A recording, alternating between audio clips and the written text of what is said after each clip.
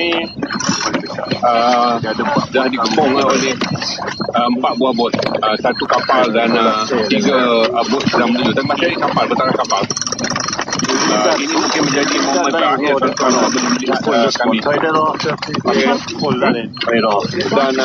saya jangka kapal yang ada sudah dekat dah. Kami akan dapat arahan daripada Poin Sierra untuk lemparkan telefon. Di sebelah kanan ada 2 kapal, dan depan kami juga ada 1 kapal. Mengiringi biasanya mereka akan mengambil ombak besar dulu. Yang di sebelah sana tu bot. Jadi kami yang di sebelah sana tu bot. Saya tak boleh tunjuk, saya tak boleh pusing. Di sana bertaraf bot. Kami mungkin akan menerima penjejakan masuk kepada bot kapal dan 3 kapal sedang menuju. Bot datang membawa buyat. Di sebelah sana adalah bot. Yang tuannya adalah kapal. Tuan-tuan nampak dan kamera dan belakang kapal kami. Paling hampir.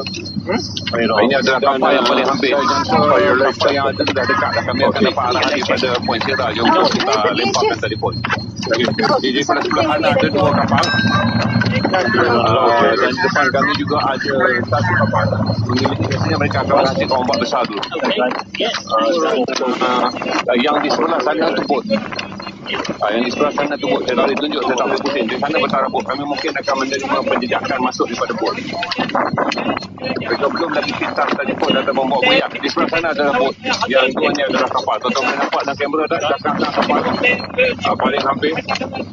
Ini adalah kapal yang paling hampir. For your life, okay.